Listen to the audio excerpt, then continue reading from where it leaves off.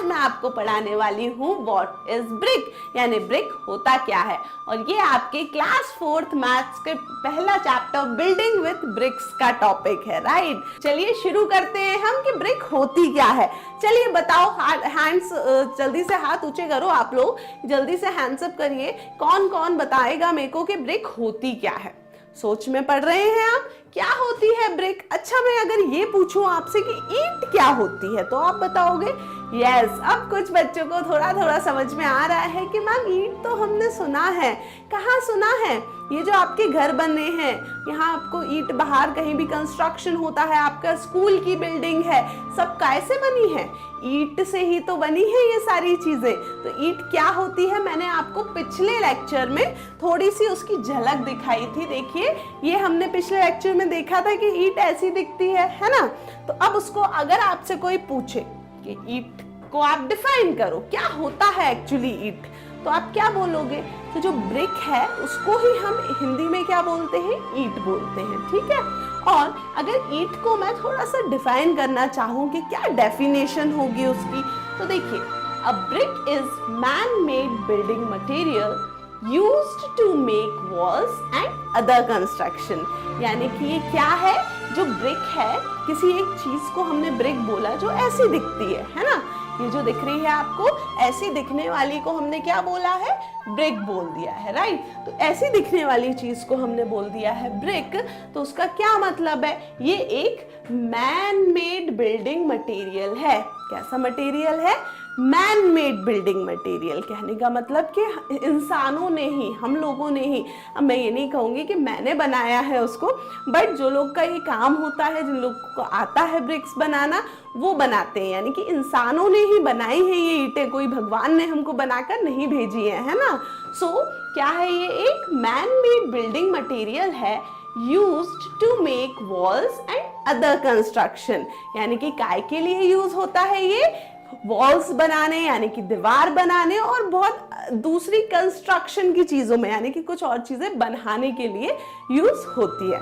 अच्छा, और मैं कहूंगी कि नहीं, मेरे को तो अभी भी क्लियर नहीं है, मेरे को तो थोड़ा और समझाओ कि ब्रिक या ईंट होती क्या है। तो क्या बोलना आप? It is a hard block of baked clay that is used for building houses, etc। यानी कि क्या है? ये एक हार्ड ब्लॉक है बेक्ड क्ले का। क्ले से आप एक तरीके से नॉर्मली सोच लो कि मिट्टी है, ठीक है।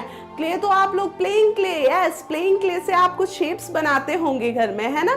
सबके पास वो टॉयज होंगे जिसमें क्या होती है, एक प्लेइंग क्ले आती है कलरफुल, और उससे आप क्या करते हैं, उसको मोल्ड कर करके अपने मनपसंद शेप्स बना लेते हैं।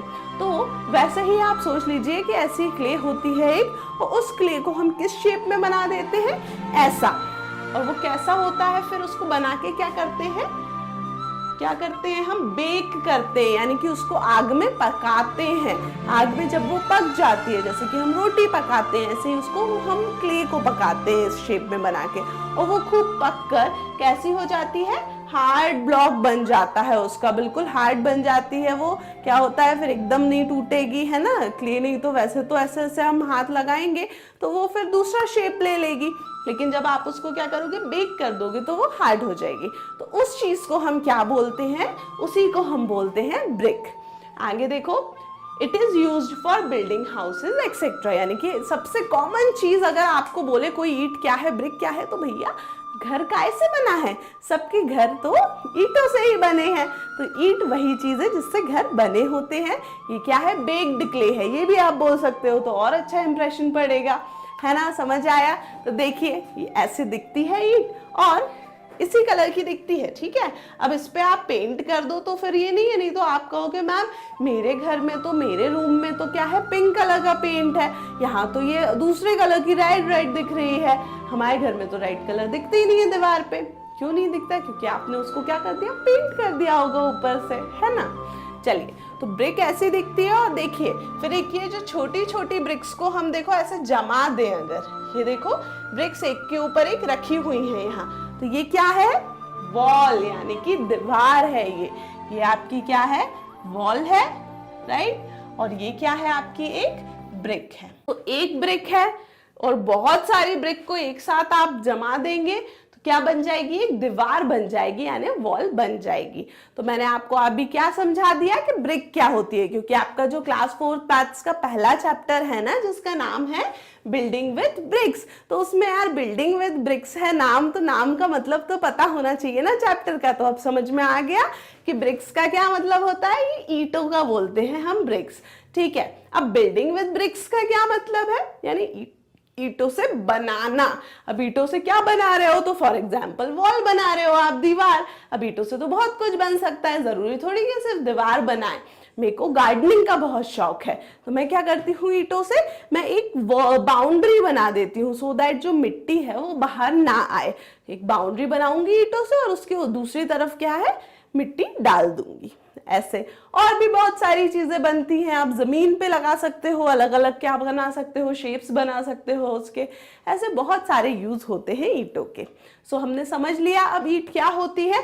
एक और चीज मैं बता दूं, इस चैप्टर में आपको कुछ शेप्स चाहिए पड़ेंगे, रिवाइज कर लेते हैं। ये तो आपने क्लास 2nd 3rd में भी पढ़े होंगे, shapes, different types of shapes. तो क्या क्या पढ़े थे, देखिए आपने स्क्वायर पढ़ा होगा, ये रेड कलर का क्या है, देखिए नीचे लिखा है स्क्वायर्स, और उसकी कितनी साइड्स होती हैं, 4 साइड्स, यानी कि 4 साइड वाला एक क्लोज्ड फिगर क्या कहलाता है, स्क्वायर कहलाता है।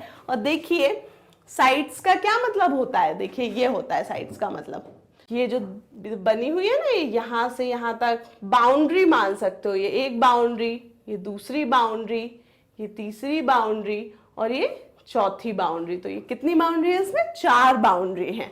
तो 4 बाउंड्री है और ऑल साइड्स आर इक्वल, यानी चारों बाउंड्री कैसी हो, बराबर हो। बराबर का मतलब जितनी लंबी ये उतनी ही ये, उतनी ही ये और उतनी ही ये। जब चारों बराबर होंगी ना, तो उस वाले फिगर को हम क्या बोलते हैं, स्क्वायर बोलते हैं। कुछ बच्चों को तो याद भी है, वेरी गुड, राइट। चलिए स्क्वायर्स हो गया। स्क्वायर्स के बाद आपने ये वाला फिगर बताइए क्या बोलते हैं, मैंने छुपा लिया यहाँ पर, क्या बोलते हैं इसको, ट्रायंगल। ट्रायंगल यानी 3 साइड्स वाला फिगर।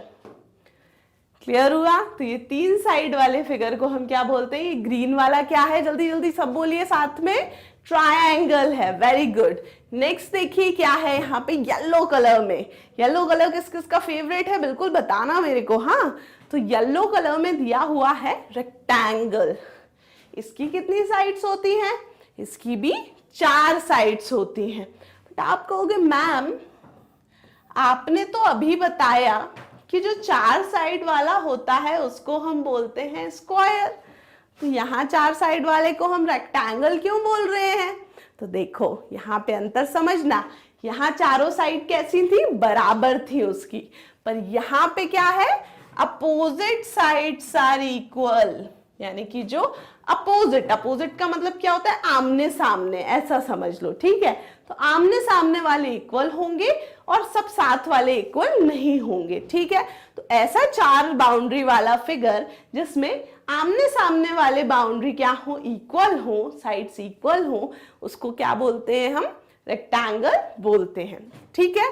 तो ब्लू वाला बताइए, पढ़ा है आपने 3rd में, मेरे को सब पता है ना, 3rd क्लास आप पास करके आए हो, इतना तो पता होना है आपको। क्या है ये, देखो गिनते हैं इसकी कितनी साइड्स हैं। साइड्स कौन सी होती है, लाइंस, ठीक है। तो देखिए कितनी लाइंस हैं इसकी, यहां से शुरू करते हैं, 1, ये देखिए 2, फिर यहां से यहां तक 3, फिर से मुड़ गए यहां से यहां तक 4, और यहां से यहां तक 5, यानी कितनी साइड्स हो गई इसकी, 5 साइड्स हो गई। और 5 साइड वाले फिगर का क्या नाम होता है, जल्दी कौन बताएगा, फास्ट फास्ट फास्ट। 5 साइड वाले फिगर को, बहुत अच्छे बात, 1-2 बच्चों को आ भी गया, पेंटागन बोलते हैं। पेंटागन होता है 5 साइड वाला फिगर। अब इसकी 5 साइड इक्वल भी हो सकती हैं और बराबर ना भी हो, दोनों ही हो सकता है। पांचों बराबर होंगी तो उसको फिर हम बोलेंगे कि पांचों साइड्स बराबर हैं इस पेंटागन की। पांचों बराबर नहीं होंगी तो भी उसको पेंटागन ही बोलेंगे, ऐसा नहीं कि कुछ और नाम दे देंगे। क्लियर हुआ, तो 5 साइड वाले को क्या बोलते हैं, पेंटागन। नेक्स्ट देखो क्या है, ये कितनी साइड्स हैं, कौन बताएगा मेरे को, बताइए मेरे को, ये कितनी साइड्स हैं ये, तो टोटल कितनी साइड्स हैं इस फिगर की, ये पर्पल वाले फिगर की कितनी साइड्स है, 8 साइड्स है। तो ये 8 साइड वाले फिगर को हम क्या बोलेंगे, बताइए, 8 साइड वाले फिगर को बोलेंगे ऑक्टागन। आप लोग भूल गए हैं इसलिए फिर से याद कर लेना है ना। ये सारी साइड्स मेरे को अभी अगले लेक्चर में जब मैं आऊंगी तो पूछूंगी फिर, ठीक है? तो पूरा याद होना चाहिए आप लोगों को। तो क्या था, 5 साइड वाले फिगर को क्या बोल रहे थे हम? पेंटागन। 8 साइड वाले फिगर को क्या बोल रहे हैं हम? ऑक्टागन। और कुछ है क्या? ये क्या है? पर्पल वाला फिगर को हम क्या बोलते हैं? ये तो गोल गोल है। किसी के ऐसे मार्क्स तो नहीं आते गोल गोल, यानी कि मार्क्स नहीं आना चाहिए गोल, मार्क्स तो कैसे आना चाहिए? Full out of full. 10 marks का पेपर तो 10 on 10, 0 तो नहीं आते ना। अगर आ रहे हैं तो अब तो अच्छे से पढ़ाई शुरू कर दो। अब तो 4th क्लास बड़ी क्लास में आ गए हैं ना, तो अब हमें पढ़ना है। तो ऐसे या जो पूरा गोल आपकी मम्मी की बैंगल होती है ना, इस टाइप का फिगर कोई रहता है उसको हम क्या बोलते हैं? सर्कल। और सर्कल की कितनी साइड्स हैं बताओ जरा।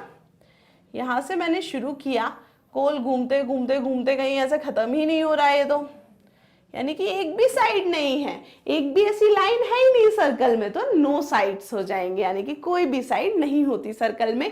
क्या होता है? एक पूरा गोल अंडा होता है। क्लियर हुआ? जैसे कि आपकी बॉल होती होगी, क्रिकेट बॉल, राइट? क्रिकेट तो बहुत लोगों को पसंद होगा। और क्या क्या खेलते हो मेरे को बताना। बास्केटबॉल है ना, ये सारी बॉल क्या है? बिल्कुल राउंड शेप। क्लियर हुआ?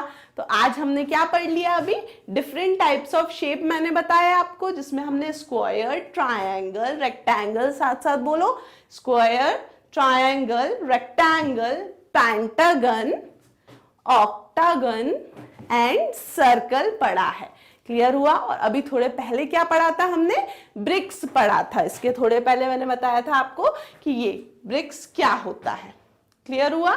ब्रिक्स हमने पढ़ लिया आज के लेक्चर में। और हमने क्या पढ़ लिया? Different types of shape. अब अगले लेक्चर में मैं आपको क्या बताऊंगी? फेसेस ब्रिक्स के और अलग अलग चीजें। तो मिलेंगे अगले लेक्चर में। तब तक के लिए इतना पूरा याद करके रखना, ठीक है? चलिए बाय बाय।